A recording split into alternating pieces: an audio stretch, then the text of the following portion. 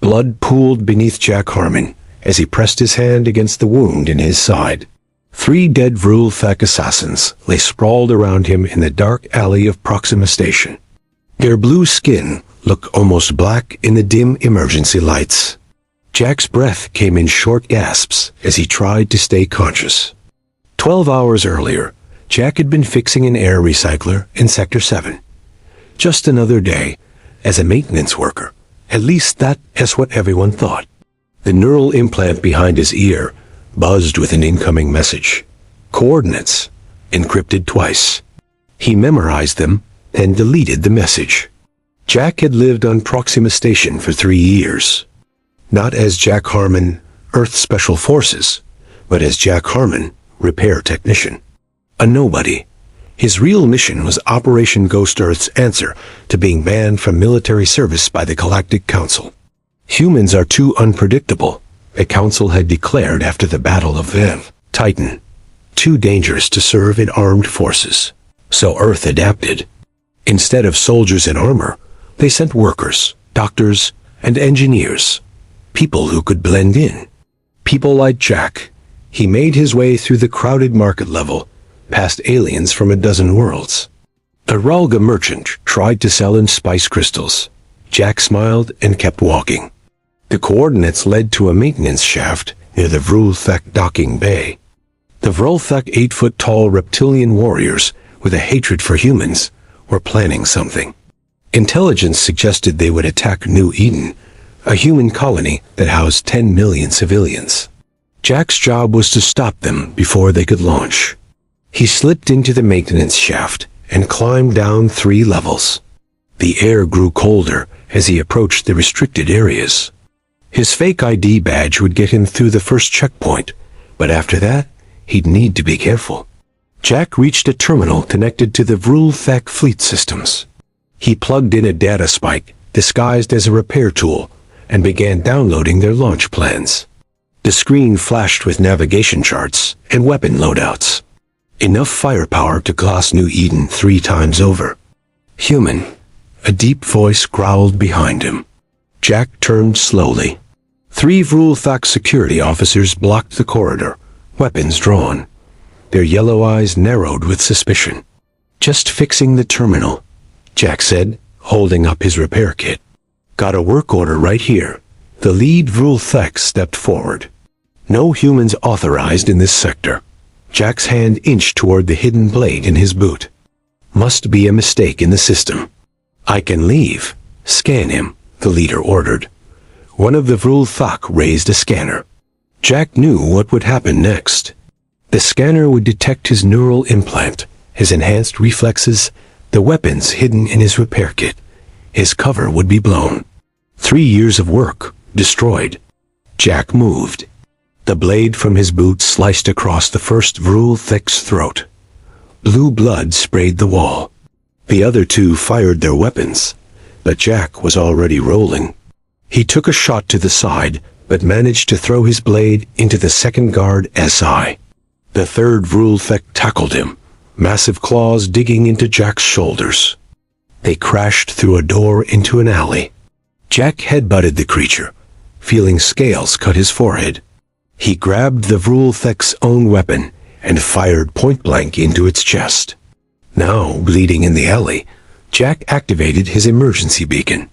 The data spike was still in the terminal. He needed to retrieve it or the mission would fail. New Eden would burn. His vision darkened at the edges. The wound was worse than he thought. A shadow fell across his face.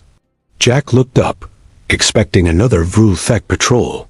Instead, a figure in a maintenance uniform like his own stood there. Human. Not possible. There were no other agents in this sector. Looks like you could use a doctor, the figure said quietly. Jack woke up on a cold metal table. Bright lights hurt his eyes. He tried to sit up, but pain shot through his side. Stay still, a woman's voice ordered. The wound was deep. As his vision cleared, Jack saw a small room with medical equipment. A woman in a white coat checked monitors next to his bed. Her dark hair was pulled back tightly, her face serious as she worked. Dr. Lena Wright, she said without looking at him. And yes, I'm like you. Deep cover. Jack's mind raced. How many of us are there? Hundreds, Lena said. She pressed a button on the wall, and a hidden door slid open. Earth didn't take the military band lying down. A man and woman entered the room. The man was tall with a shaved head and burned scars on his neck. The woman was shorter with sharp eyes that missed nothing. Sam Reeves, the man said, weapons specialist. 3 years undercover in the Vrulthek Armory. Diane Carter, the woman added, intelligence officer. I've been working in council communications for 4 years. Jack sat up despite the pain. I need to get back. The data spike, already retrieved, said another voice. A thin man with blonde hair stepped into the room. Kyle Frost, former pilot. Now I fix ships for the Vrulthek fleet. He tossed the data spike to Jack. Almost got caught grabbing this. Jack caught it and felt relief wash over him. The Vrulthek are planning to attack New Eden. We need to warn Earth. Diane shook her head. Communications are being watched. The Vrulthek found part of our network last week. They've been hunting us ever since. How? Jack asked. We think someone talked, Sam said, his voice hard. A human. The room went quiet. The idea of a traitor was worse than any alien threat. The council thinks we're weak, Lena explained. They see humans as physically inferior to most species. But they fear us because they can't predict what we'll do. So they banned us from fighting, Jack said. And we responded by hiding in plain sight. Kyle nodded. Operation Ghost, the biggest infiltration in history. Diane activated a holographic display showing red dots throughout council space. These are the agents we've lost contact with in the past week. The Vrulthek are systematically hunting us down. Jack counted at least 30 dots. We need to extract everyone still alive. That's the plan, Sam said. We have a ship hidden in the maintenance bay. We'll gather who we can and... An alarm blared through the room. Red lights flashed on the walls. Perimeter breach, Lena said, checking her monitor. Vrulthek security forces. At least 20 of them. How did they find this place? Jack demanded. It's supposed to be shielded, Kyle said, pulling out a weapon. No way they tracked us here unless someone told them, Sam finished, his hand moving to his own gun. The 4 of them looked at each other. Trust, already fragile, began to crack. We need to move, Diane said. The emergency exit is through the back corridor. They grabbed weapons and supplies. Jack winced as he stood, his wound still fresh. Lena handed him a stimulant shot, which he injected without hesitation. The group moved quickly through a narrow hallway. The sound of Vrulthek weapons grew louder behind them. Sam reached the exit first and punched in the code. Nothing happened. He tried again. The door remained locked. It's not working, he said, turning to the others with alarm in his eyes. That's impossible, Lena said. Unless ... double quotes. Jack realized the truth as the emergency exits sealed around them. The traitor isn't just out there. They're in here with us. We need another way out, Jack said, scanning the walls for options. Lena pointed to a vent near the floor. Maintenance tunnel. It leads to the lower levels. The sound of Vrulthek weapons grew louder. The aliens were getting closer. Move, Sam ordered, kicking open the vent cover. They crawled into the narrow tunnel, just as the first Vrulthek broke through the main door. Plasma shots hit the wall where they had been standing seconds before. The tunnel was tight and dark. Jack felt his wound reopen as he crawled, but he kept moving. Behind him, Diane and Kyle followed. Sam led the way with Lena right behind him. There's a shuttle bay 2 levels down, Lena whispered. We can take an emergency craft. They reached a junction in the tunnel. Sam paused, checking a small map on his wrist device. Left, he said. The group turned and continued crawling. The sounds of pursuit faded slightly. How did they find us? Diane asked, her voice tense. "Someone told them," Jack replied, looking at each face in the dim light. No one spoke after that. The only sounds were their breathing and the distant alarm. After 10 minutes of crawling, they reached another vent. Sam peered through the slats. "Shuttle bay," he confirmed. "I see one ship. Looks clear." He pushed open the vent, and they climbed out one by one. The shuttle bay was small, with a single emergency craft sitting on the launch pad. The room was eerily quiet compared to the chaos they had left behind. Too quiet, Jack thought. His instincts screamed danger. "I'll prep the ship," Kyle said, moving toward the shuttle. "Wait," Jack called, but it was too late. Kyle spun around, weapon raised. He fired twice. Sam fell backward, blood spreading across his chest. "Kyle!" Diane shouted in shock. Kyle grabbed her arm and pulled her against him, gun pressed to her head. "Don't move," he ordered Jack and Lena. "Drop your weapons." Jack slowly placed his gun on the floor. Lena did the same. "Why?" Jack asked, his voice steady despite the rage building inside him. Kyle's face hardened. "You don't get it, do you? Humans deserve what's coming to them." "You're human," Lena said. "I was at the Battle of Titan," Kyle replied. "I saw what Earth forces did. Entire species wiped out. Planets burned. All in the name of survival." He backed toward the shuttle, dragging Diane with him. "The Council was right to ban us." Jack took a step forward. "The Vrul-Thek will kill millions on New Eden. Better than what humans would do with power," Kyle said. "I'm saving the galaxy from us." Jack lunged forward. Kyle fired. The shot grazed Jack's shoulder, spinning him around. Kyle used the moment to shove Diane into the shuttle and seal the door. Jack recovered and fired at the shuttle, but it was too late. The engines roared to life. "The launch bay doors," Lena shouted. Jack ran to the control panel, trying to override the system. The doors began to open. "I can't stop it," he said. The shuttle lifted off. Jack fired again, hitting one of the engines. The shuttle wobbled, but continued toward the open doors. "He has Diane," Lena said, helping Sam to his feet. The big man was alive but badly wounded. "And he knows about every agent in the network," Jack added grimly. The shuttle disappeared into space. Jack turned to Lena. "We need to contact Earth. Now." "That would break deep cover protocol," she said. "We're already blown," Jack replied. "And the Vrul-Thek have bigger plans than just New Eden." Sam coughed, blood on his lips. "What do you mean?" Jack held up the data spike. "They're not just planning an attack. They're capturing human agents." "Dozens of them? For what?" Lena asked. "I don't know," Jack said. "But we need to find out before." Sam suddenly collapsed, his body convulsing. Lena rushed to him. "Poison," she said, checking his wound. The bullet was coated with it.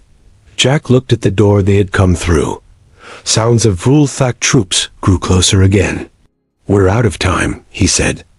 Jack pulled a small device from his boot and pressed it against the wall. The quantum communicator was the size of his thumb, Earth's most secret technology, and strictly forbidden to use except in the worst emergencies. "Earth Command, this is Ghost Operative Harmon.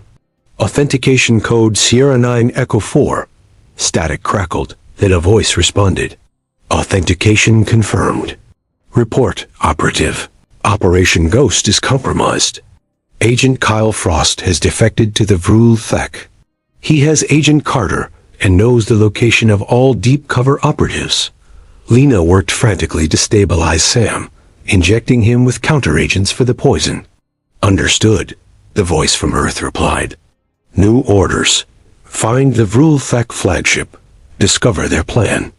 Rescue any captured agents if possible." "How do we get to the flagship?" Jack asked Lena. She looked up from Sam. "Supply ships. They dock every 6 hours." The door to the shuttle bay shuddered as something heavy slammed against it. The Vrul-Thek were almost through. "Sam needs medical attention," Lena said. Jack made a quick decision. There's a medical bay in Sector 4. Can you get him there? Lena nodded. There's a service tunnel that bypasses the main corridors. Take him. I'll find a way to the flagship.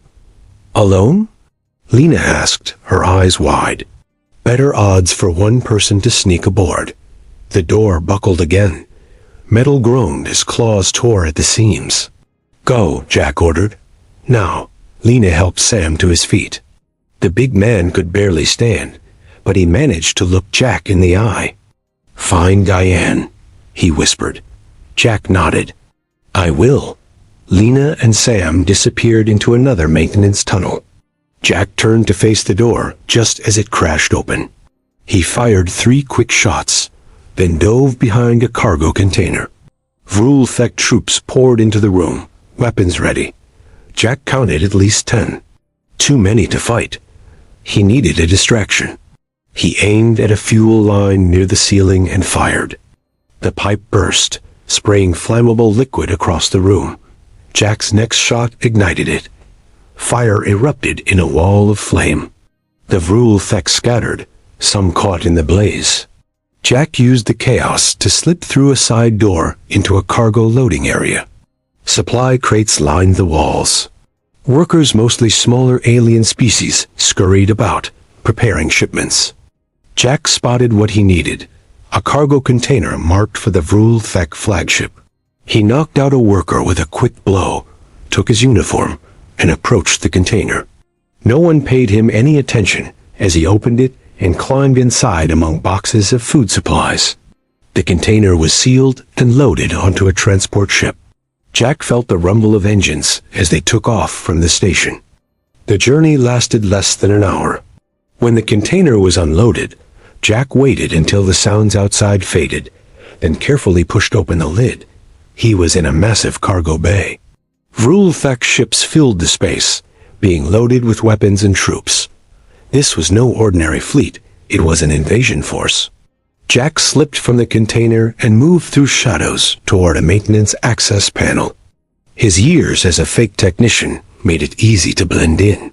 He opened the panel and crawled into the ship's service tunnels.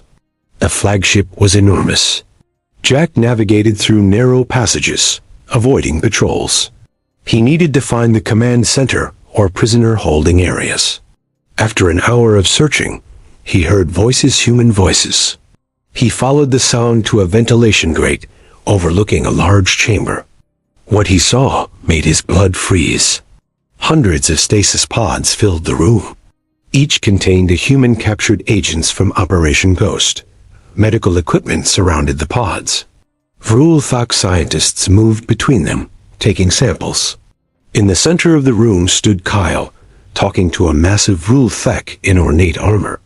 Next to them, strapped to an examination table, was Diane. The DNA extraction is proceeding as planned, Commander Zekskar, Kyle said. With these samples, your scientists can complete the infiltrators. Excellent, the commander hissed. Soon we will have perfect human replicas to send to Earth. They will never suspect until it is too late. Jack's hand tightened on his weapon. The betrayal was worse than he imagined. Kyle hadn't just exposed the network, he was helping the Vrul-Thek create the perfect invasion force. As Jack prepared to move, a clawed hand grabbed his ankle from behind. Jack kicked backward, connecting with the Vrul-Thek guard's face. The alien hissed in pain, but maintained its grip. Jack twisted and fired his weapon point-blank into the creature's chest. The shot was silent, but the body falling made enough noise to draw attention. What was that? Commander Zekskar demanded, looking toward the ventilation shaft. Jack had seconds to act. He kicked out the grate and dropped into the room, rolling behind a row of stasis pods. Intruder, a guard shouted. Weapons fire erupted around him. Jack moved quickly between the pods, using them as cover. He needed to reach Diane. Kyle spotted him and drew his weapon. It's Harmon. Kill him. Jack fired twice, hitting a control panel. The lights flickered and alarms blared. Emergency protocols activated, and the stasis pods began their wake-up sequence. Stop him, Zexkar roared. The specimens cannot be awakened. Jack reached Diane's table and cut her restraints with a quick slash of his knife. "Jack," she whispered, her voice weak from drugs. "Can you move?" he asked, helping her sit up. She nodded and took the spare weapon he offered. The room descended into chaos as confused human agents began emerging from their pods. The Vrulthek guards were outnumbered as more woke up. Kyle pushed through the confusion, aiming directly at Jack. "You're too late," he shouted. "The first infiltrators are already on Earth." Jack shoved Diane behind a console as Kyle fired. The shot missed, hitting a medical unit that exploded in sparks. "How could you betray your own kind?" Jack demanded, returning fire. Kyle ducked behind a stasis pod. "Humans are the real monsters. I saw what we did in the war. The Council was right to fear us." Jack moved to flank him. "So you helped the Vrulthek instead? They'll kill millions. Better than billions dying when humans get loose in the galaxy again." Jack spotted an opening and fired. Kyle cried out as the shot hit his shoulder. He stumbled backward into Commander Zexkar. The massive Vrulthek grabbed Kyle by the throat. "You promised me the human network. You promised me success." "I delivered what you needed," Kyle gasped. "Not enough," Zexkar hissed. With a quick motion, he snapped Kyle's neck and tossed the body aside. Jack used the distraction to reach the main control panel. He activated the ship-wide communication system. "Attention all human agents," his voice echoed throughout the flagship. "This is Jack Harmon. The Vrulthek are creating human replicas to infiltrate Earth. They can be identified by a genetic marker in their blood. The code is in this transmission." He plugged the data spike into the console, uploading the information to Earth and all awakened agents. Zexkar roared and charged toward him. Jack fired repeatedly, but the commander's armor deflected the shots. "Diane," Jack shouted. "The hangar bay. Get everyone to the destroyers." She nodded and began organizing the awakened agents. Zexkar reached Jack and lifted him by the throat. "Your species is finished," he growled. Jack smiled through the pain. "Not yet." He pressed a detonator he'd planted on the ship's main reactor controls. Warning lights flashed as the reactor began its overload sequence. "What have you done?" Zexkar demanded. "Given my people a chance," Jack gasped. The commander threw Jack against the wall and ran to stop the reactor overload. Jack slumped to the floor, his body broken from the impact. Diane returned and knelt beside him. "The agents are boarding a destroyer. We need to go." Jack shook his head. "I can't make it. Someone needs to make sure Zexkar doesn't stop that overload." "Jack, no. Get the evidence to Earth," he said, pressing the data spike into her hand. "Tell them everything."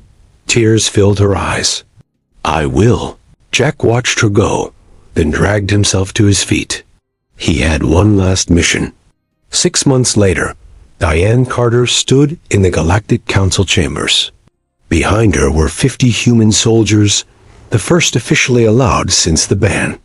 "The evidence is clear," she told the assembled council members. "The Vrulthek violated your laws and attempted genocide."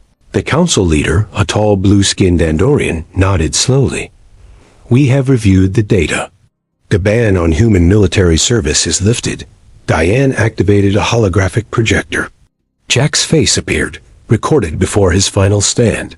"There's one more thing you should know," Jack's recording said. "Operation Ghost wasn't our first infiltration. We've had agents on the council itself for 20 years. The council members looked at each other in shock and fear.